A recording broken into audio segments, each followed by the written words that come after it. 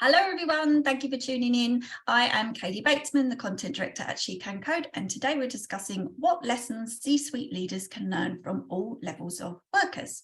Now, recent reports suggest that there is a disconnect between C-suite leaders and their employees. This disconnect has been particularly heightened due to COVID-19. And a report from Deloitte found that while 9 in 10 executives felt they understood what their employees went through during the pandemic, only roughly half of workers agree. So as workers return to the office in this ever-evolving world of work, what can C-suite leaders learn from their employees? Today, I'm lucky to be joined by two fabulous ladies from Avanade, Anna di Silverio, President for Europe, and Alice Senkunga, Business Operations, both from Avanade, to discuss what can be done to close this misalignment and what senior leaders can learn from all levels of their workers. Welcome, ladies. Thank you. Thank you so much for joining me this morning. It's a pleasure to have you both on for a chat today. Can we start with a quick intro from both of you, please? Just a little bit of background about yourselves. Alice, should we start with you? Sure. As you said, my name is Alice. I have been at Avanade for about 2 years now, and I'm a bit of a unexpected person to be in tech because I started off in the car industry, moved on from that, joined Avanade 2 years ago, and I'm part of, I would say, the younger crowd at Avanade. So that's a bit about me.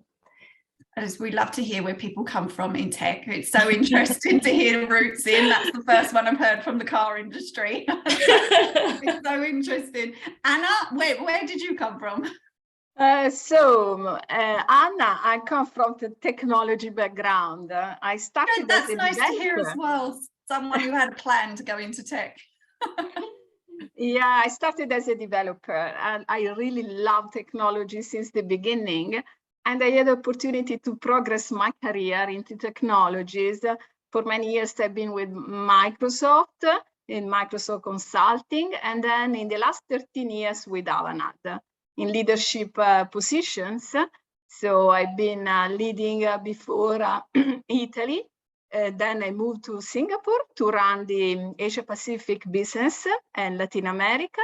And more recently, in the last 3 years, I've been in Europe, responsible for running and growing the business of Avanade Europe. Amazing. Because you knew you wanted to go into tech, was there something about it when you were younger? Were you that person who took apart the toaster, or was it just something that you loved at school? Oh, actually, it's an interesting story because my parents were absolutely against my decision. They wanted me to be a literature professor. My dad said to me, "This is not a profession for women."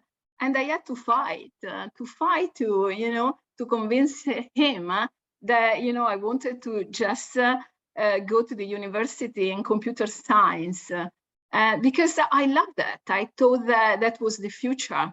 I was kind of informed, a little nerd girl. I was reading the computing, and all the innovations were going to change the world. And I say, I want to go for it. And that has been the reality. Yeah. Well, I'm pleased that you fought against that and decided to come into tech. It's always inspiring to hear the different routes in, and we love to hear that on the podcast, that you don't have to take a traditional route in. You can go via other industries, Alice, just like yourself, and still come in and have a successful career in tech. So today we're going to be talking about leadership. So what do you think are the key qualities and skills needed to be a great leader? So I start, I reflected a lot on leadership because, I always try to learn and improve myself. So the quality that I consider key are, I would say, integrity, passion, courage, and empathy. I've seen that strong leaders communicate a sense of confidence, combining very well what is the long-term strategy, the vision about the future, but also, the ability to execute, and in particular, being very capable in delegating. So good leaders, inspire and encourage people in their organizations, in their teams, to express themselves at the best. And really, an important mission of great leaders is to realize the potential of their people. Yeah, and I think all of those things as well, they're nothing to do with qualifications and what you know, but actually just how you relate to your team. And Alice, is that something that you agree with? What key qualities and skills do you think are needed? I would say that, I can only agree with everything that Anna said. As she's highlighted, it's a very complex question, because being a good leader is difficult to pinpoint, but everyone knows when we see one, right? As a person kind of early in my career, I'm looking for someone who oozes that sense of security. A sense of security that allows me to fully be myself, so that I feel like I can, make mistakes. I can express my personality, and that person will sort of know how to navigate me into the right directions of where I need to be in the organization for me to do my best. But also some security that allows me to kind of, even though they don't know, all the answers around everything, but a sense of security around the fact that they are doing their best, which allows me to walk behind them. In addition to everything that Anna just said, Yes, yeah. Funny enough, we had a conversation on here recently about the space to be able to make mistakes, and how important that is, because you never, if you're with a leader and you feel like you can't give anything a go, then you're just going to get told off for trying something and it going wrong. Then you never grow, as an individual, but also as a team. If your whole team feels like it can't move forward because they're always worried about what the leader is going to say. How involved should employees be in leadership decisions, especially those such as flexible working, obviously, which affects a lot of workers at the minute? Is that a dangerous area to leave that open to employees? What do you think? I would say that it's a tricky one. I can understand that leaders such as Anna and others are kind of struggling with how to balance this out, because I feel like the discussions definitely should happen at all levels in the organization, but the actual decisions, I would not necessarily want them to land at all levels, because I feel like sometimes, even though leaders should listen to their employees, that me as a young employee might not know the effects of a larger decision, such as how flexible the company can allow me to be, and so on. Yeah, and it really depends on different people, doesn't it? Different people, different teams. Exactly. And how they work. I mean, if you think, for instance, I've always worked at publishing houses, and we've always had two very set teams, sales and editorial. Editorial have always been very independent and do their own things, but sales teams, they have to definitely be in, and they have to be around each other, and it really depends on the person, the team, and the environment. Anna, is that something you've seen? Yeah, I think really the world is changing, and the people needs are changing so rapidly.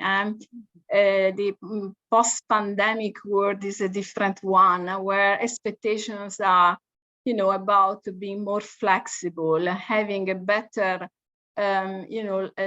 work-life balance. Of course, it takes time to transform the organizations, but what we think, in particular in my company, fundamental is to having always a strong, open dialogue with our employees. So it's fundamental really to be open, to listen, to understand the expectations, the needs, and taking feedback and working on those. So it's important to do that in a way that is structured, with good surveys where we can really appreciate, the multiple perspective. And also, I think something that we do, a program that, in my opinion, is quite useful, is the reciprocal mentoring. So, junior people that coach senior people in a real, great mutual support. way, or junior talent that provide strong feedback to senior leadership. All this helps a lot to close the gap and come together, to decisions that in the end represent a good win-win for everybody. Yes, and I think that gap, isn't it, in that senior and junior leaders is sometimes. I think sometimes I have personally looked at people that are very senior, and I thought to myself, I must try and be exactly like that person, and that really doesn't work either. But having a mentor that kind of guides you through the process of being yourself and how you can, come into your own leadership style would be invaluable, instead of just thinking I have to emulate that senior lady, for instance. What should employees expect from today's leadership? And what is the most valuable thing you've learned from your leadership so far? Something that I think no individual really should compromise with is enjoying an inclusive environment, and a work environment that really allows everyone to feel valued and respected, and where everybody really can belong and bring, their real self. This is possible, and it's a right expectation for everyone. So this is what we have learned at Avanade, is how to create a safe environment where everyone is really free and incentivized to bring themselves. Also, an important aspect of being motivated and engaged at work is having a purpose. So really feeling that there is the opportunity to contribute to something that is bigger and more important than the individual contribution or financial goals.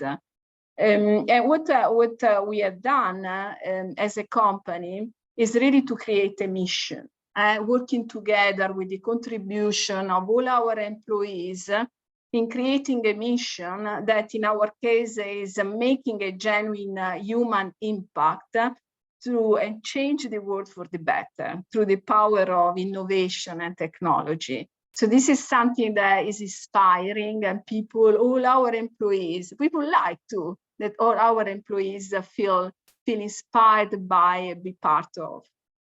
Oh yes, amazing. Because you're absolutely right. If you're in a job where you feel like you have a purpose and you're making a difference, I think that's where the disconnect sometimes is in technology, and people seem to think, actually you won't make much of a difference or an impact in the tech industry. And those of us in the industry know that you really can. That's really not the case, and that a lot of us work in jobs where you can really make an impact and have a purpose. Alice, what about yourself? What have you found most valuable, and what have you learned from your leadership so far? I've been blessed to have really good leaders in my short career, both here at Avanade and at the previous places I've been.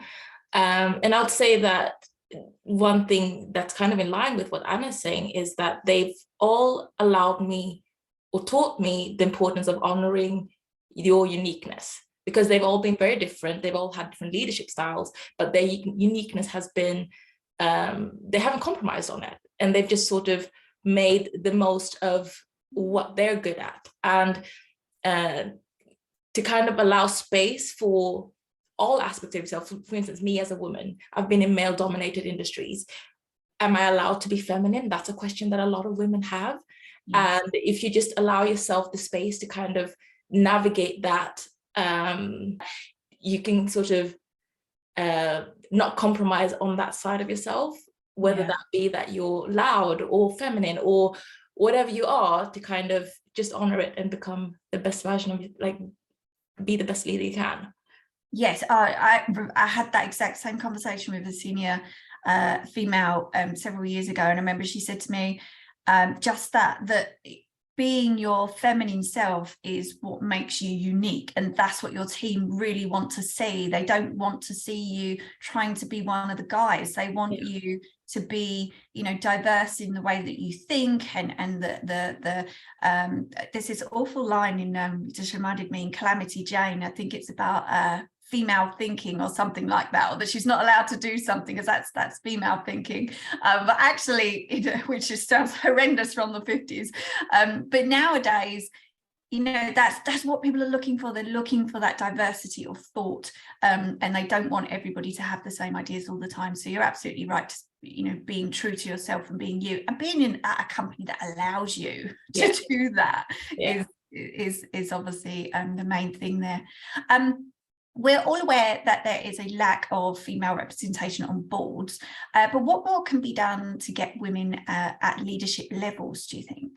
So still, unfortunately, you're right, the numbers are not encouraging, but we need to persist and really going in the direction of appointing strong role models in key positions.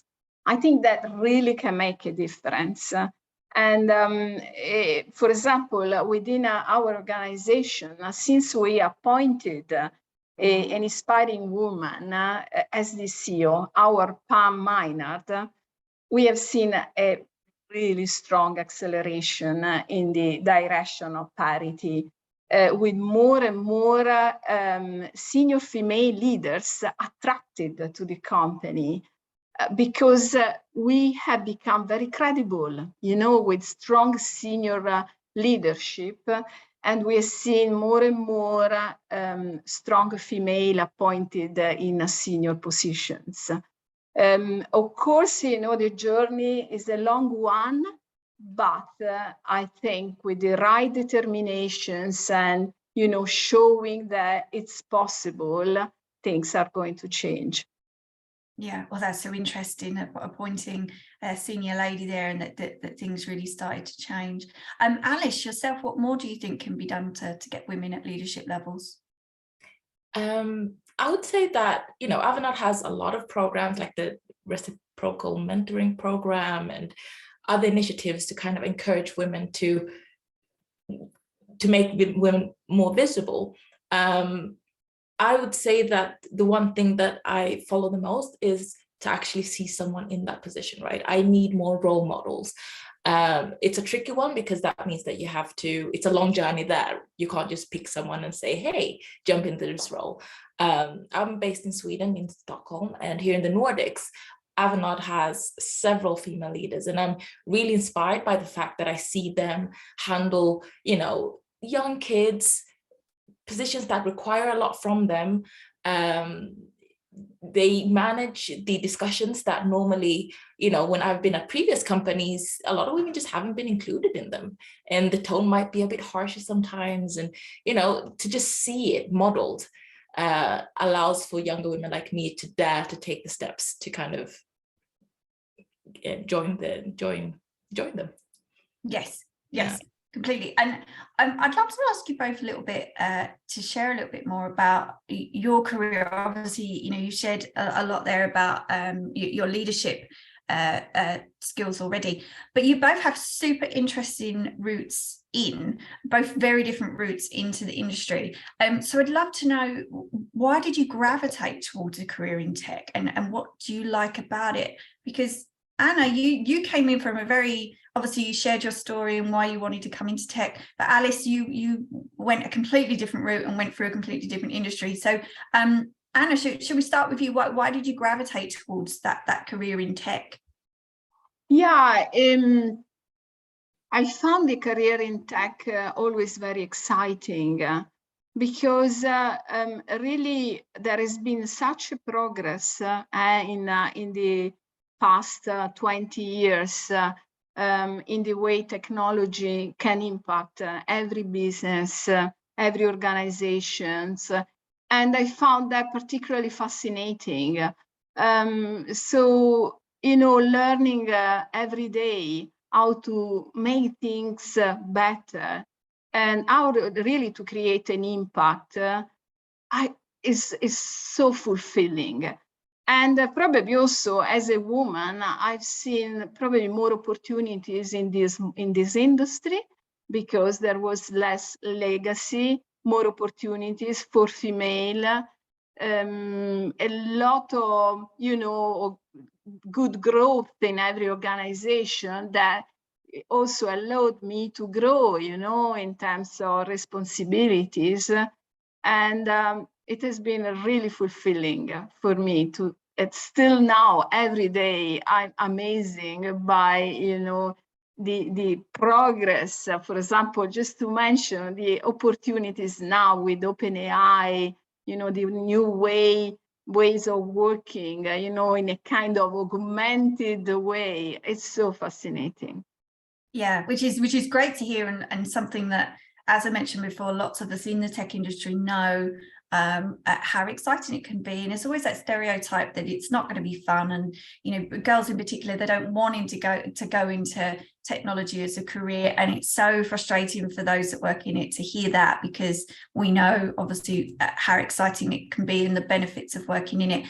Alice, yourself, you went via the car industry. What then gravitated you towards tech?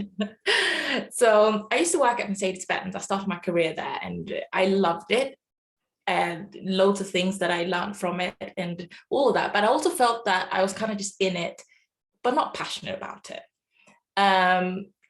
Tech was always an interesting area to me because, it's ever changing, constantly evolving. And I mean, if you just look back 5 years ago, the reality that we live in today was kind of unthinkable.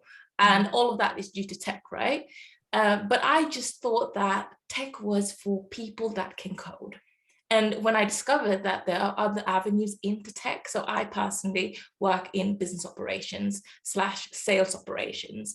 So in my day-to-day, I don't code, but I do support in the sales processes. I provide different types of analyses to senior leadership and so on. And I still kind of get to be a part of the, I create an impact, and I'm part of the journey that we're all in within tech, but I'm honoring my strengths. And at this time, it's not coding. And I love the fact that I'm able to do that. I'm able to be part of it, but in my own way. Yes, well, we've had a few conversations on here about you don't have to code to get into tech. Yeah. And it's something you hear constantly, isn't it? You have to have a computer science degree, and that's it.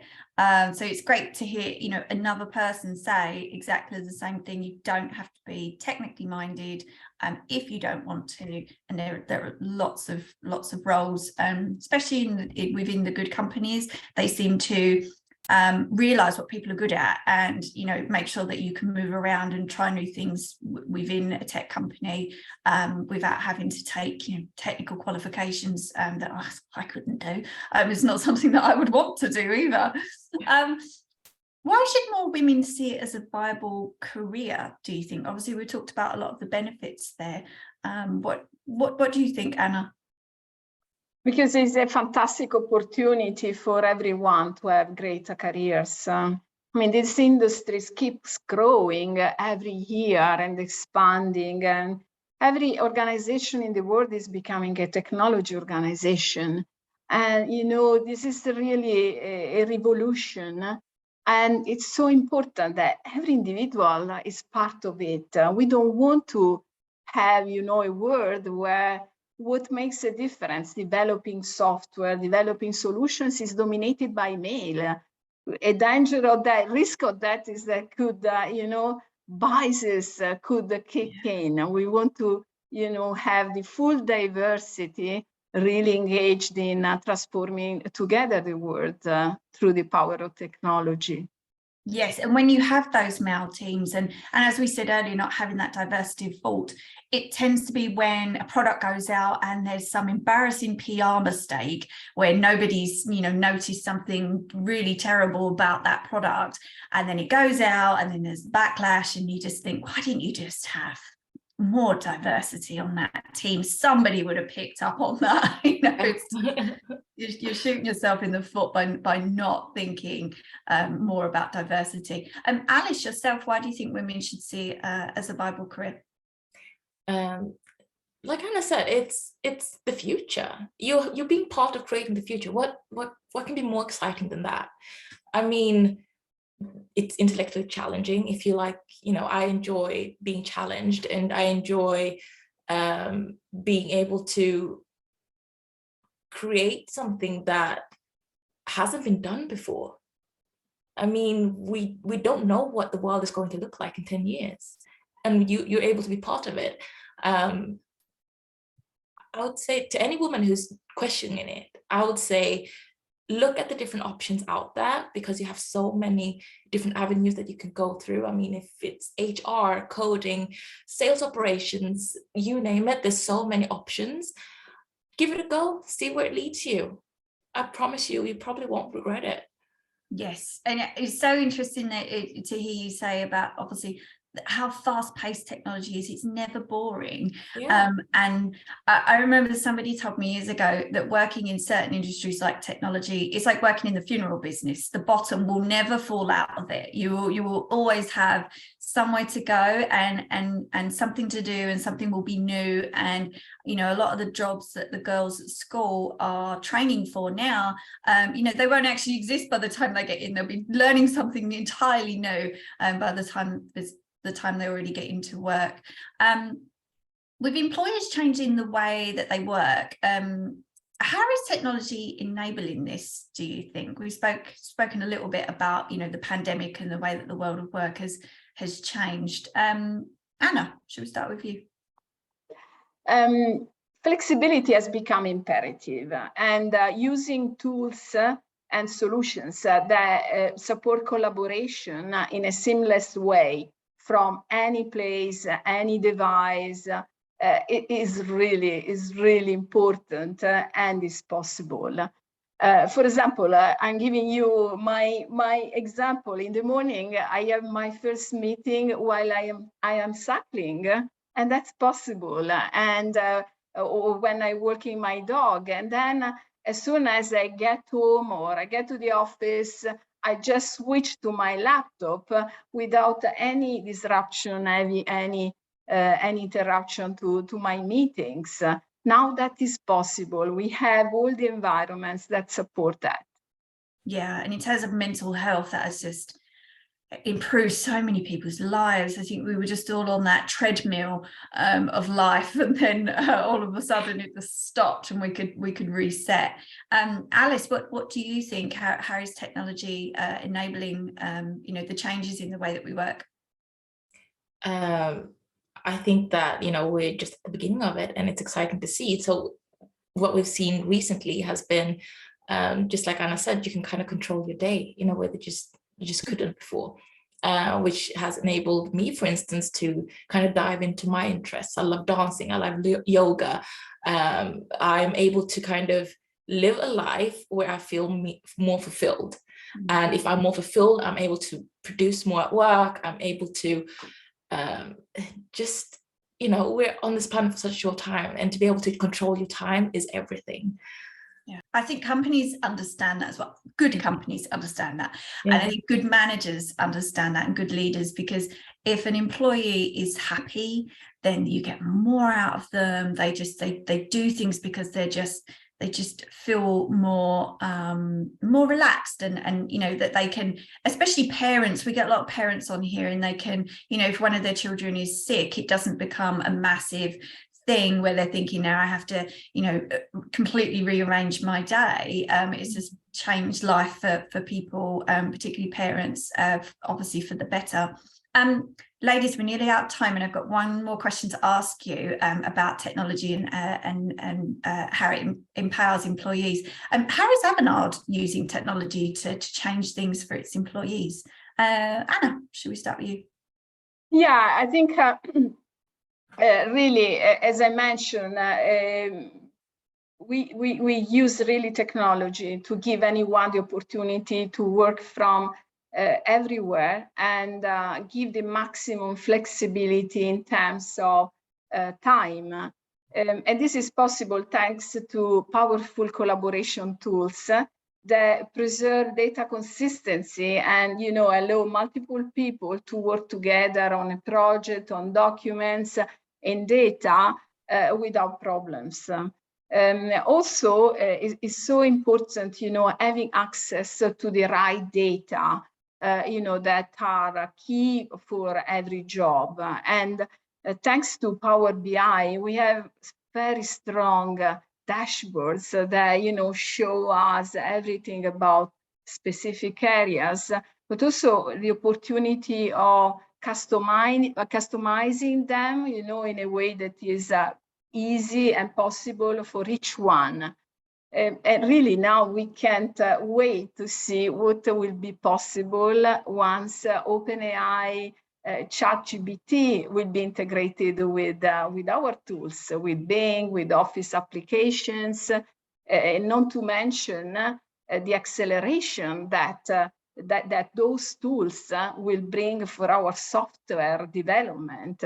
It's such an amazing continuous progress, and our commitment as Avanade is really to be in the front of this, to keep learning, improving, to provide the best environment possible for our employees to have, the right balance, optimizing their work, accelerating their work, to have enough time to, to enjoy their life. Yeah, That's it our sounds like commitment. we're going to need you back on the podcast then for an update further down the line by the sounds of it. Alice, yourself, how is Avanade using tech to change things, do you think, for its employees? We didn't go into details that we have a flexible work week where you're able to sort of, let's say if you have a team in India and you want to work a few extra hours early in the day so that you can take a few hours off on a Friday, that's encouraged by the company. And we've also got within that a program where you're allowed to work within specific countries, so you can kind of apply for that and you're able to relocate if that's something that you want to experience. Several different yeah. Because you relocated, did you relocate as part of Avanade? Is that what happened? So not part of Avanade, part of Mercedes-Benz. I relocated with them, but here at Avanade I've always been in Stockholm. Yeah, but you find that it doesn't really matter where you work, that the technology at Avanade just enables you to work actually in the city that you chose to stay in. Exactly. It allows you to kind of be more flexible, and you're able to, part of my team, we have one girl who sits in Spain, and that's not an issue at all. Yeah. So yeah, and again, it just brings that diversity of ideas that we've spoken about already on here, that people from all different locations and different thoughts, and you're absolutely right. It's lovely to have a team that are all over the place, that have different ideas and cultures and backgrounds, and I think the pandemic has really helped with that as well, to open our doors to more people that we probably wouldn't have had as much contact with previously for lots of companies. Ladies, we are out of time because it has flown by, and thank you so much, both of you. It's been an absolute pleasure to have you on here for a chat today. Thank you. Thank you so much. Thank you. And for everybody listening, as always, thank you for joining us, and we hope to see you again next time.